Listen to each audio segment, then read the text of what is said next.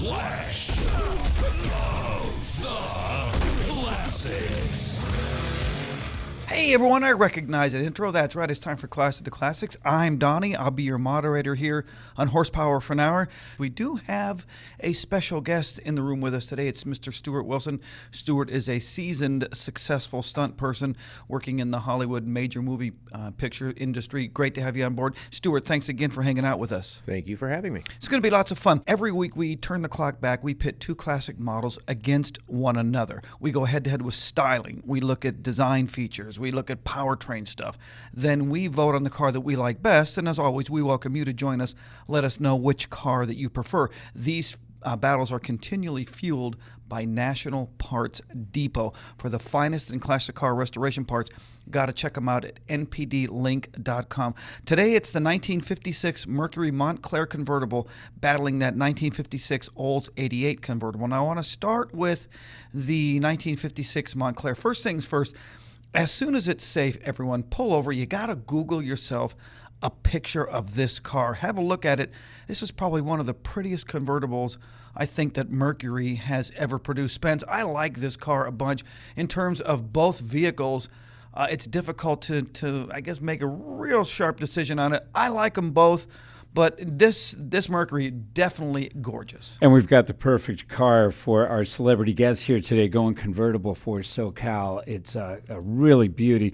I mean, this is one of our better battles. In the olden days, back in 56 when this was out, look who was on the charts. If you're into Elvis Presley, pretty much ruling the charts back then. You would have been cruising to Heartbreak Hotel, Don't Be Cruel. But to show you how we were, Gogi Grant and K-Star were also on the charts. So back then, this is, again, one of the key moments in time for us socially and, as far as everything goes with entertainment going the way it was going. It was the first time we were tearing apart, where Dad was listening with Mom with some music and the kids were listening to another.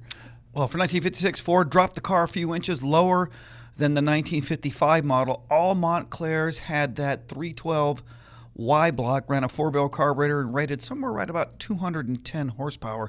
The 3-speed Mercury transmission was and continues to be, at least in my opinion, one of the best-built transmissions to come out of that time period. To me, that transmission's probably been one of the most versatile, most reliable units to come out of the 1950s. Interior, well laid out. One of the things I think I like best about the interior was a multi-tiered dashboard. Back in those days, it was pretty well stayed. There wasn't a lot of I guess, deviation from one singular gauge. Here, this Mercury definitely went out and was a serious departure. The original MSRP in this car was $2,900. Today, check this out, a good number 2 car worth about $26,600. As far as these cars are concerned, I want to start with you, Stuart. This vehicle, this Mercury, before we talk about the Olds, but the Mercury, is this one car that you have seen a lot in your lifetime? And if so, what do you think of it? I mean, no, I have not seen a lot of these, and what I'm looking at right now is it's a beautiful car. Styling-wise, I think it's great. I love the two-tone on the particular one we have up here on the screen right now. I think it's a beautiful car. Well, before we go any further, let me just say, whether you're looking for simple replacement parts, restoration parts, performance upgrades, maybe you're looking for some quality reproduction body panels, whatever it is you're looking for, NPD are the go-to guys. You got to check their catalogs for part availability. National Parts Depot makes our Clash of the Classics possible, and no one knows classics better than National Parts Depot. NPD, making American history and restoring American history each and every day. All right, let's talk about that 1956 Olds 88 convertible.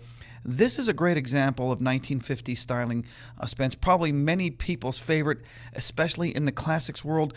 All of the full-rounded corners, they had distinct styling. To me, it was dominant in the 50s. You don't see it a lot. Most manufacturers back then, and we've talked about this many times, weren't really afraid to experiment with different looks, with different body designs, different lines. Here now today, you can't differentiate one model from another. This Oldsmobile definitely one of those vehicles that did not adhere to that mindset. It's like Stuart pointed out with the models here, the split colors are really interesting because the way they're divided by like chrome. I mean, who does a two-tone, if you will, vehicle and a design like this anymore? I'm looking at one red and white here, and it's beautiful. You know, this is a style that we have completely lost, and I don't know why we abandoned it. Because we're lazy. I think that's a great point. Lazy and unimaginative. Unimaginative and also fearful, because if something doesn't work, that's a lot of operation, a lot of design dollars. It's a lot of money. Sure worked then, lost. though. Yeah, it worked. Sure worked then. Well, this is the second generation Olds, and I guess, honestly, this very well may be my favorite Olds of all time. 1956 had the split grille. It was introduced for the first time. Lights were revised. Horsepower went from, I think it was 185 horsepower to 202, and the all-new 56 Olds had full instrumentation as opposed to singular instrumentation back in the early 50s. Engine was the 324 cubic inch V8, had a 4-barrel, produced 240 horsepower.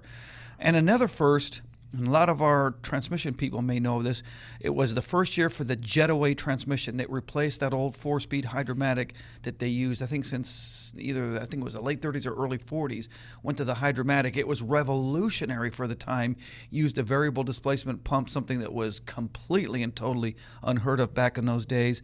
Air conditioning became an option in 1956, and on a convertible too, which kills me. Right. It's wonderful. It's kind of fun, but it was still a 4-speed automatic. It had better reliability than the Hydromatic. When we're talking about that Jetaway again, but the interior also, I thought it changed from 1955, but there was a lot of, I guess, carryovers. This car, from top to bottom, headlight to taillight, however you want to look at it, to me, it really demonstrates creativity for the mid-50s. I thought it was a fantastic vehicle. It ran well. It wasn't necessarily the best handling car, but for 1950s, that wasn't, I guess, a real big necessity anyway. But I really like that. Interestingly, in the 50s, most cars were known for huge construction. Weight was definitely not a consideration back in those days. Take a guess at what this car weighed. You go first, Stuart. Well, let me see. My Lincoln, 6,000 pounds. I think that's a hair. Probably, let's say 5,800 pounds. You are right on the money. It is 5,860. Yep. See, I threw it to Stuart because I knew he'd know. It's just under 6,000 pounds. Today, that's unheard of in a car, especially with a car that's developing 185 horsepower. Yeah. You're getting 0 to 60 in about 3.5 hours. So, but again, it wasn't important. If you had room for the shower, or if you didn't mind building a shower in the back seat, you could almost live in the darn thing. Yeah, the movies that were happening then, 10 Commandments, and how about Godzilla with Raymond Burr? That's what we were reviewing back then. What a classic. How many times did they review that? How many cars did he smash? I think a zillion. Well, the MSRP was about $90 more than the Mercury. The Oldsmobile came in at $2,990, which was a lot of money. You made $4,000 a year back then, average salary. $4,000 a year. Okay, so House this was was $11K. So about 1 year's worth of salary. Today, take a guess at what a good number 2 car would be worth. A good number 2 car is a car that is drivable. It's not a trailer queen. It's in great condition. What do you think that car would be worth? Take a guess, Mr. Stewart. Well, you said the last one was about 25, so let's go. It's a better car. 27, 28. Okay, Mr. Spence. I'm saying $35,000 sold. You are close. You are closer. It's $72,000. Oh, way! Wow! Indeed. So now I know which one I want. I will start with our guest today, since Stewart is our in-studio guest. Between these 2 cars, Stewart, we've talked real briefly about both. Between the 2, which ones do you like, or which one do you like? I like the Olds because everything's rounded, and plus, then they open that mouth up for your grill. It just gave it such a cool look.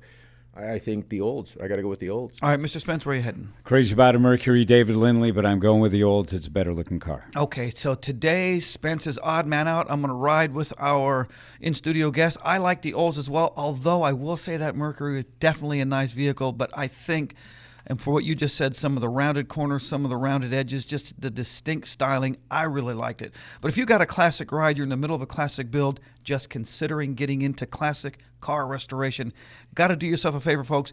Visit npdlink.com. Check them out 24 hours a day. Again, npdlink.com. That is just about all the time we have for our show. It has been a blast hanging out with everybody out there. Now, here's the thing. If you're an iPhone user, we got to get you over to the App Store. Download our all-new Horsepower for an Hour app. If you're an Android user, it's just as easy. Visit the Google Play Music Store. Find our app there. Either way, it's been a blast hanging out with everybody. Tune in next week when we bring you another episode of Horsepower for an Hour, for we are your ultimate stop in automotive radio. For Donnie, Spence, our in-studio guest, Mr. Stuart Wilson, everybody out there, the entire Horsepower for an Hour crew, be safe. We'll see you next week.